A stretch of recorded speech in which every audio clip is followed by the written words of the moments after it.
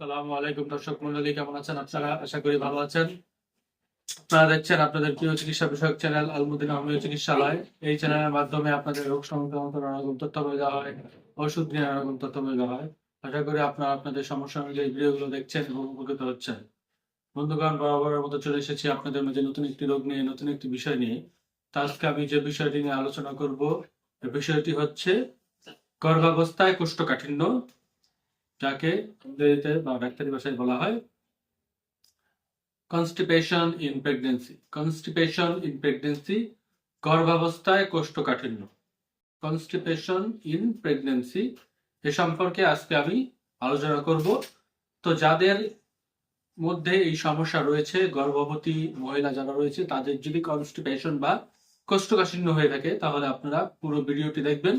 এতে করে আপনারা কিছু ধারণা লাভ করতে পারবেন, ওষুধ সম্পর্কে কিছু ধারণা লাভ করতে পারেন, এবং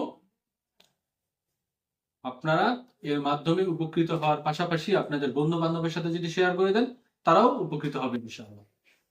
তো বন্ধুগণ, প্রথমেই আমরা জেনে নেই গর্ভাবস্থায় কোষ্ঠকাঠিন্য কেন হয়, কি কি কারণে হয়, কি কি লক্ষণ থাকবে, এবং কি কি করলে আপনারা এ থেকে কিছুটা বাঁচতে পারবেন এবং এ থেকে কিছুটা নিরাপদে থাকতে পারবেন। ওষুধ সম্পর্কে আমি কিছু আলোচনা করব।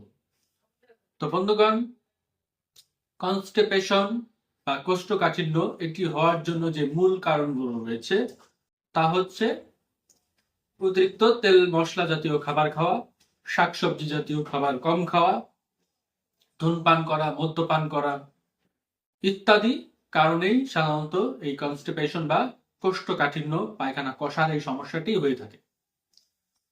গর্ভাবস্থায় দেখা যায় মহিলাদের অনেক সময় রুচি থাকে না, মুখে রুচি থাকে না।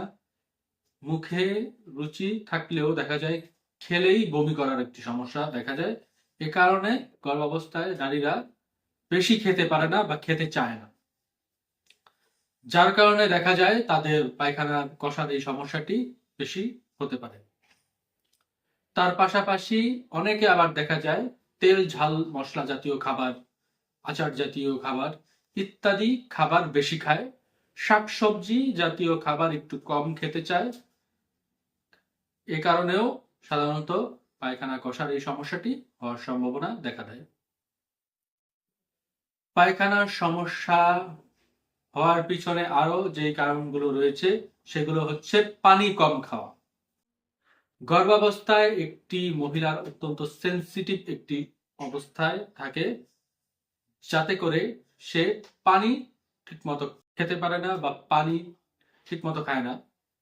যা পানি খেলে দেখা যায়, ঘন ঘন পানি খেলে তার বাথরুমে বা প্রস্রাবের একটি বেগ আসে, যাতে করে তার বারবার টয়লেটে যাওয়ার প্রবণতা থাকে। এটিকে রোধ করার জন্য সে বেশি পানি খেতে চায় না বা পানি খায় না। এটি একটি অত্যন্ত মারাত্মক একটি কাজ। পানি বেশি করে খেতে হবে। পানি না খাওয়ার কারণেও সাধারণত এই পায়খানা কষার সমস্যাটি দেখা যায়। তো বন্ধুগণ, এতক্ষণ আমরা জানলাম কি কি কারণে এই সমস্যা হয়। এখন আমরা জানবো যে কি কি করলে এই সমস্যা থেকে আপনারা নিস্তার পেতে পারেন। তো আমি আগেই বললাম, ভাজা পোড়া তেলে ভাজা জাতীয় খাবার যেগুলো রয়েছে সেগুলো বাদ দিতে হবে। শাকসবজি জাতীয় পুষ্টিকর খাবারগুলো বেশি খেতে হবে। পানি বেশি করে খেতে হবে, যাতে পানির চাহিদাও পূরণ হয়। শাকসবজি খাওয়ার মাধ্যমে বাচ্চাও ভালো থাকবে, মাও ভালো থাকবে, পায়খানার এই কষার সমস্যা থেকে তারা বেঁচে থাকতে পারবে। এবং বেশি বেশি ঘুমের অভ্যাস করতে হবে। না ঘুম গেলেও এই কোষ্ঠকাঠিন্যের সমস্যা হতে পারে। ঘুমাতে হবে ঠিক মতো, নিয়মিত। কোনো প্রকার চাপ নেওয়া যাবে না, মানসিক কোনো প্রকার চাপ নেওয়া যাবে না। এতে করে বাচ্চাও ভালো থাকবে, মাও ভালো থাকবে, দুজনই সুস্থ থাকবে, স্বাভাবিক থাকবে। তো বন্ধুগণ, আমাদের হোমিওতে কোষ্ঠকাঠিন্যর বেশ কিছু ওষুধ রয়েছে। আমরা সারা বাংলাদেশে পার্সেলের মাধ্যমে ওষুধ সরবরাহ করে থাকি।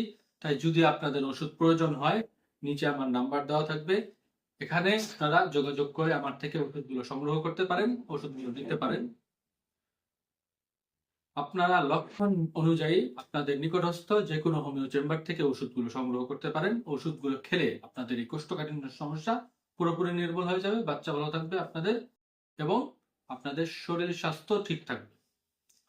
তো বন্ধুগণ, আজকে আমি যে বিষয়টি নিয়ে আলোচনা করলাম, গর্ভবতীদের কষা পায়খানা বা কোষ্ঠকাঠিন্য, কনস্টিপেশন ইন প্রেগন্যান্সি, এ সম্পর্কে আলোচনা করলাম। যাদের এই সমস্যা রয়েছে তারা পুরো ভিডিওটি না দেখবেন।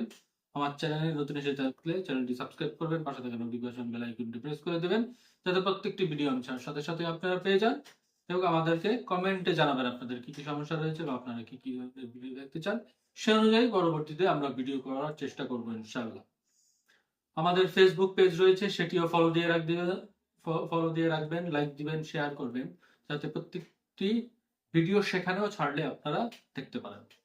তো আজকে এ পর্যন্ত রাখছি বন্ধুগণ, ভালো থাকবেন আপনারা, আমাদের জন্য দোয়া করবেন। আসসালামু আলাইকুম রহমতুল্লাহ।